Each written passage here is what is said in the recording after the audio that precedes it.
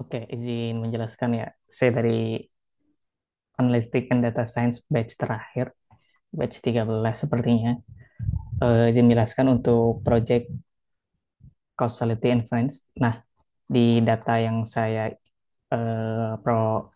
yang buat project ini itu Edge, Tech Course sama Earning gitu ya. Nah, ini mirip sebetulnya yang Tech Course sama pengaruh kelulusan Tech Course gitu ya pas di data pertemuan berapa ya? Pertemuan 4 atau pertemuan 3 gitu tentang itu dijelasin di kelas. Tapi ini nggak ngaruh ke earning ya kalau maksudnya ada kuliah, ada tech course, ada earning kayaknya kalau yang di kelas. Kalau ini ada pengaruh umur gitu ya. Nah, sekilas banget sekali sekali lihat gitu ya. Kita udah pasti memprediksi bahwasanya ya pengennya adalah X1, X2 terus Y gitu kan.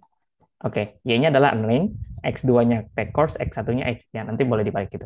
Ini I-nya maksudnya boleh dibalik. Nah, tapi eh, kan semakin tua usianya nanti earningnya semakin banyak gitu ya, karena lebih berpengalaman dan seterusnya gitu kan. Terus X2 kalau tech course berarti dia udah high end atau skillnya nambah gitu. Nah, cuman pengaruh-pengaruh kayak gitu itu kayak mungkin seperti ini ya kalau di gambar. Tapi eh, mohon maaf nggak ada gambarnya nanti. Ya, cuman kayak gini. Mungkin mungkin sekilas kayak gitu ya. eh, Apakah X1 sama X2-nya berpengaruh, kita nggak teliti di situ. Tapi let's see kita pakai metode apa. Jadi saya pakai metode, salah, pakai metode propensity, PSM. Nah, di mock dari Univ sendiri ini udah ada materinya gitu ya. Jadi propensity, sekilas mungkin ya. Jadi satu metode untuk mengevaluasi dampak treatment dan kontrol gitu ya. Nah, dengan asumsi bahwasanya di treatment itu nanti ada karakteristik yang ada di kontrol gitu ya. Nanti ada ilustrasinya. Nah, eh, terus bisa dilihat dari kemiripannya. Nah, kemiripannya apa aja sih? Kayak gini contohnya. Kalau di situ ada usia sama yang tech course gitu ya. Nah, terus kalau dimirip-miripin pakai, oh ya usianya sama begini begitu. Nah, itu susah ya. Nah, akhirnya pakai yang satu satu bukan satu data ya. Ibaratnya satu keputusan yaitu adalah diajukan pakai Probit dan Logit. Nah, Probit dan Logit ini karena saya backgroundnya statistik itu nggak asing ya, maksudnya itu buat estimasi model logistic regression gitu. Nah, salah dua fungsi untuk memprediksi logistic regression gitu. Jadi nanti pakai logistic regression gitu untuk mendapatkan output probability-nya. Nah, semakin tinggi maka semakin mirip gitu ya. Nah, terus ada asumsi-asumsinya. Nah, nanti ada ilustrasinya. Nah, setiap contoh misalnya trade-nya BLT gitu ya. Jadi orang yang kena BLT itu full miskin gitu kan. Orang yang kontrol yang nggak kena BLT belum tentu miskin semua gitu kan. Sorry, belum tentu kaya semua. Bisa aja ada yang eh, ya yang ini miss gitu kan. Karakteristiknya sama-sama miskin, tapi dia belum dikasih gitu kan. Nah, yang ini purely kaya gitu. Jadi ya wajar dia di ituin kontrol. Misalnya kita pernah lihat pengaruh, bukan pengaruh ya, maksudnya perbedaan antara BLT dan non BLT, orang yang dikasih BLT sama yang non BLT gajinya gitu. Nah, tapi kalau kayak gitu kasusnya, ini adalah orang yang kaya beneran gitu kan. Karena karakteristiknya nggak mirip dengan karakteristik orang yang dikasih BLT gitu. Nah, jadi common supportnya itu pasti ada dan dia beririsan gitu ya. Kurang lebih seperti itu. Nah, terus pakai apa sih untuk menentukan si yang paling dekatnya, itu pakai nilai snackboard gitu ya. Jadi KNN, nilai snackboard dengan prosperity score yang paling mirip atau yang paling eh, ya paling mirip ya sama si nilainya gitu. Terus udah sih, mungkin itu aja untuk PSM sekilas ya. Salah satu yang eh, intuitifnya masih jalan dan enak gitu dijelasin. Oke, wait.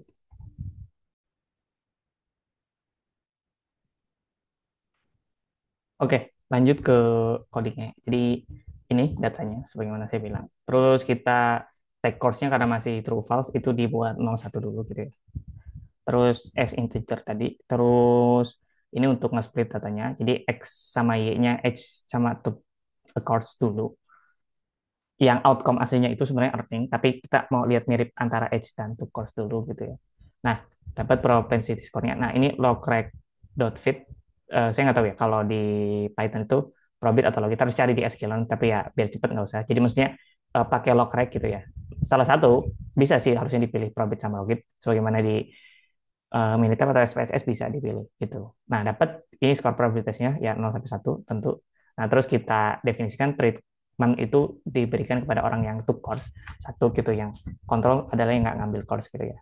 Harapannya adalah yang ngambil course lebih lebih banyak gitu pendapatannya. Terus naik bornya satu gitu ya. Ini kayak kayak KNN misalnya kayak gini.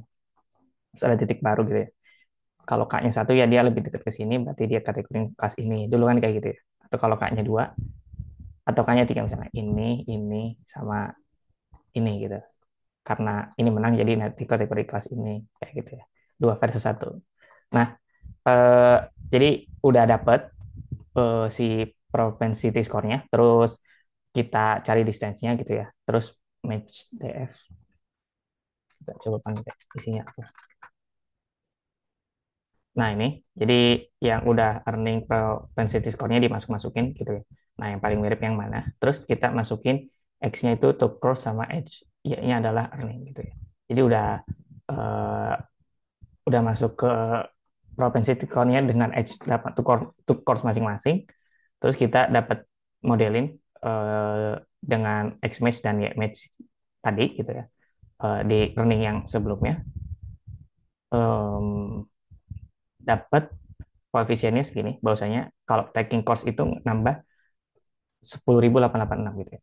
Jadi kalau perbedaannya dia take course atau enggak itu 10.886 dolar gitu ya. Nah, kalau yang edge itu perbedaannya itu atau koefisien ya, perbedaannya itu 3,932. Jadi misalnya eh, beda 1 tahun orangnya beda penghasilannya 3.932 dolar gitu. Itu biasalah untuk interpretasi biasa. Nah, terus kita coba predik pakai MAPE. MAPE itu rumusnya adalah absolut YT min YT topi per YT gitu ya. Nah, dikali 100%. Nah, kalau misalnya dia rentangnya kurang dari 10%, ini roll of time-nya dia highly accurate predict gitu. Biasanya di time series saham-saham gitu. Tapi ya mau nyoba aja di sini gitu. Kalau MSE juga ya harusnya masih lebih kecil juga gitu kan. Nah, terus saya mau coba tanpa pengaruh propensity score gitu ya, bagaimana hasilnya gitu. Jadi X-nya langsung gini, Y-nya sebagaimana yang di awal tadi, langsung di split dengan test size yang sama dan random state yang sama gitu ya, pakai linear regression, dapat taking course-nya sini 10.561 dan H-nya 3.951. Jadi pengaruhnya agak sedikit kurang ya. Tadi 10.800, ini 10.500 dan pengaruh H-nya yang harusnya cuma 3.932 di sini jadi 3.951 gitu. Kelihatannya kecil ya, tapi kalau misalnya 10 tahun, 50 tahun perbedaannya nggak ada ya. Mungkin perbedaan kerja 50 tahun kejauhan ya. Mungkin misalnya 30 tahun gitu ya. Jadi lumayan gapnya makin jauh gitu. Jadi estimasinya jadi kurang pas gitu. Nah, diprediksinya itu 1,57 atau lebih besar sedikit gitu. Tapi bukan berarti setiap nanti kalau pakai propensity nanti MAPE-nya turun dan seterusnya atau modelnya jadi maksudnya secara MSE atau MAPE gitu bisa lebih baik. Ini karena tergantung splitnya di mana juga kan. Tapi yang jelas pengaruh-pengaruhnya itu disesuaikan dan di apa ya? Karena eh, di di di apa yang namanya? Bukan dihilangkan gitu, tapi pengaruh edge-nya benar-benar edge dan pengaruh yang dekat karakteristiknya gitu. Dan pengaruh to course-nya juga. Seperti itu. Itu gunanya dari causal inference dan ini tentang PSM. Terima kasih.